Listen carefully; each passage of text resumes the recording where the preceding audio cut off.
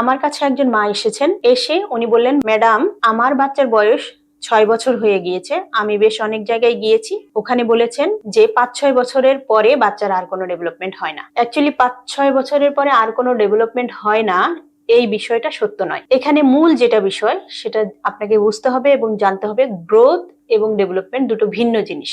ব্রেনের যে গ্রোথ সেটা 5-6 বছর বয়সে একটা নির্দিষ্ট পরিমাণে হয় এবং তারপরে 8 বছর বয়স পর্যন্ত হয়তো আরেকটু হয়। সেটা গ্রোথ, যেটাকে বলা হয় আকারে পরিমাপে সে কতটুকু পরিমাণে এখানে তার বৃদ্ধি হচ্ছে সেই বিষয়টা। আর যেটা ডেভেলপমেন্ট সেটা কিন্তু একেবারেই ভিন্ন জিনিস। সেটা হচ্ছে তার গুণগত পরিমাপ, মানে তার স্কিল ডেভেলপমেন্ট। এটা অনেক বিস্তৃত। ডেভেলপমেন্ট বিষয়টা শুধু একটা একক জিনিসের উপর নির্ভর করে না, সমস্ত জিনিসেরই উপর নির্ভর করে এবং ডেভেলপমেন্ট আমৃত্যু হতে পারে, এটা নির্দিষ্ট সময় পর্যন্ত থেমে যাবে না। গ্রোথ যেমন নির্দিষ্ট সময়ের পরে আর হয় না, অর্থাৎ মানুষের যে গঠন, সাইজ, শেপ, ওজন, এটা আর নির্দিষ্ট সময়ের পরে বাড়ে না, নির্দিষ্ট সময়ে যে থেমে যায়। কিন্তু ডেভেলপমেন্ট সেটা চলমান, এটা সব সময়।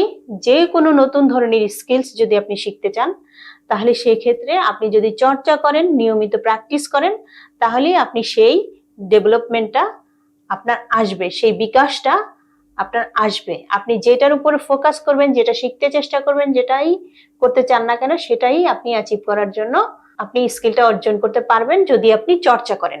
আমাদের বিকাশজনিত সমস্যার বাচ্চাদের ক্ষেত্রেও ঠিক একই রকম বিষয়গুলো, যে তারা তাদের যে গ্রোথ সেটা নির্দিষ্ট সময় পর্যন্ত হয়ে থেমে যায়। অবশ্যই যেমন ব্রেনেরও একটা গ্রোথ আছে, সেটাও একটা নির্দিষ্ট সময়ের পর থেমে যাচ্ছে। কিন্তু ডেভেলপমেন্ট যেটা, সেটা চলমান প্রক্রিয়া। আপনি যে কোনো ধরনের ডেভেলপমেন্টের জন্য সবসময় কাজ করতে পারবেন, 5-6 বছর 8 বছর বয়সের পরেও কাজ করতে পারবেন, ইভেন 10 বছর 15 বছর 20 বছরেও কাজ করতে পারবেন। তাহলে সেগুলো কি?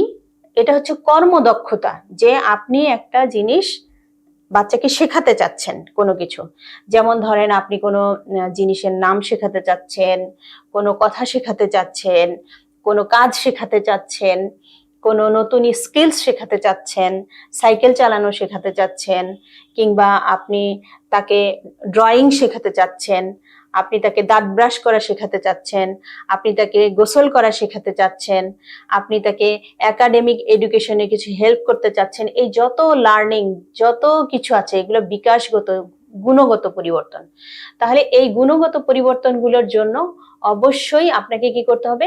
এটার প্রতি ফোকাস করতে হবে এবং বাচ্চাকে এটা চর্চা করাতে হবে রেগুলারলি এবং কনসিস্টেন্টলি। তাহলে যেটা হবে যে আস্তে আস্তে করে সে সেই স্কিলসটা অর্জন করতে পারবে। তাহলে আমাদের আসলে কি দরকার, সেই লক্ষ্যটা আগে প্রথমে স্থির করতে হবে।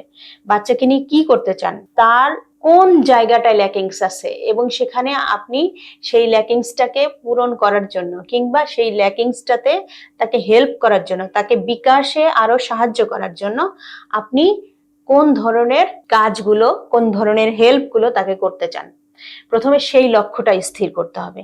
লক্ষ্য স্থির করে যদি প্ল্যান করে কাজ করা যায়, তাহলে কিন্তু আমরা সেই বিকাশগুলো, ডেভেলপমেন্টগুলো বাচ্চার ভিতরে দেখতে পাই। বিকাশ, ডেভেলপমেন্ট এগুলো দেখার আগে আমাদেরকে কি করতে হয়? আগে অ্যাসেসমেন্ট পুরোটা কমপ্লিট করতে হয়।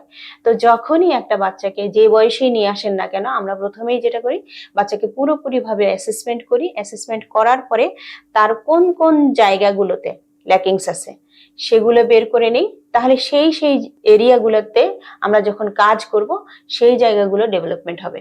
তার ফিজিক্যাল স্কিলস ডেভেলপমেন্ট সম্ভব, তার সোশ্যাল স্কিলস ডেভেলপমেন্ট সম্ভব, তার ইমোশনাল স্কিলস গুলো, যে ইমোশনাল রেগুলেশন গুলো, এই জায়গায় কাজ করা সম্ভব, তার কমিউনিকেশন ডেভেলপমেন্ট করা সম্ভব, তার যে বিহেভিয়ার আছে সেটাকে অ্যাডজাস্ট করা সম্ভব।